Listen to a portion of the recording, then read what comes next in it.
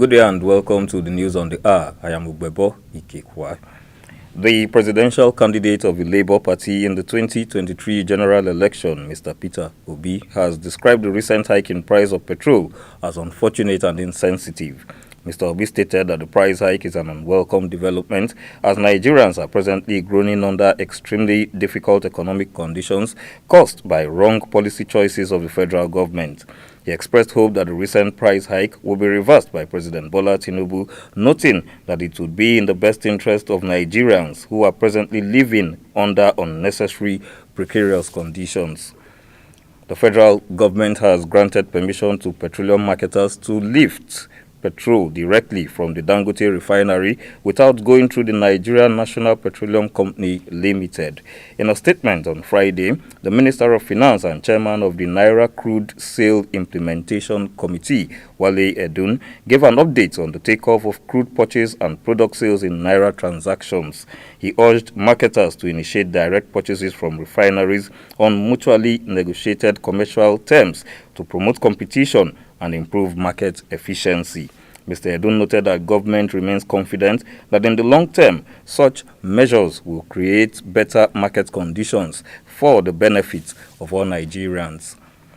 The Chief of Defense Staff, General Christopher Musa, on Friday called for a united front among African countries. The defense chief expressed disappointment at the inhuman treatment meted out on fellow Africans seeking passage through borders of various countries across the continent. He called for better ties between African countries, noting that Africans should be able to travel across countries without undue harassment. The Chairman and Chief Executive Officer of Providence Television International, Dr. Emmanuel Egariva, has called on clergymen across the country to concentrate more on propagating the gospel of Christ rather than making Christianity an avenue for acquiring financial gains. Dr. Egariva made the call today during an exclusive interview session on Providence Television International. The veteran broadcaster decried the trend of financial acquisition as the major focus of most clergymen, noting that the persistent exploitation of their followers should be discouraged and discontinued. He stressed the need for the Christian Association of Nigeria, CAN, to call erring clergymen to order while highlighting the dangers of distorting the teachings of the church for monetary gains. Traitors into the system. Even the leadership of the church is not particularly happy about it. They are very much aware of these infiltrators, but it's not even within the realm of those who infiltrate. What of some in the leadership themselves? I think our leaders, church leaders, religious leaders, must serve by example. They must follow the precepts of our Lord Jesus Christ, because Jesus Christ is the head of the church. As part of measures to ensure troops of the Nigerian Army curtail banditry in Sokoto State, Governor Ahmed Aliyu on Friday supported the Nigerian military with 10 additional vehicles to boost security in the state. The governor noted that the federal government's directive that the Minister for Defense and Service Chiefs relocate to Sokoto is a clear indication of the federal government's commitment towards tackling banditry and other forms of criminality, not only in Sokoto, but the Northwest in general.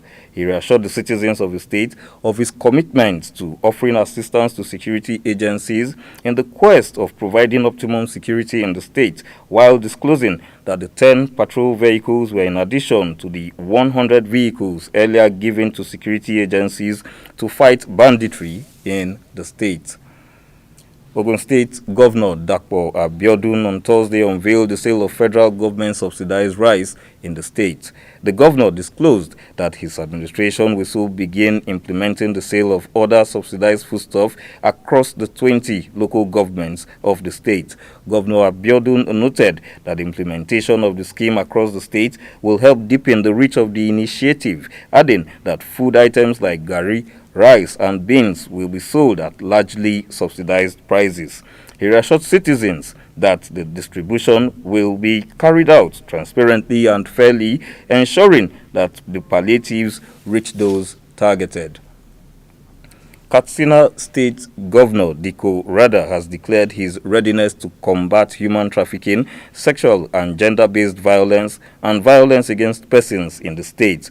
He made the declaration on Thursday while hosting the State Task Force Committee led by the Attorney General and Commissioner for Justice, Fadila Diko, in his office. Governor Rada commended the task force for its achievements in rehabilitating victims and mitigating the effects of child abuse and trafficking in the state. The governor also emphasized the need for enhanced strategies to address the rising cases of violence, particularly sexual abuse against women. And that's the news on the hour. Thanks for watching. Please stay tuned.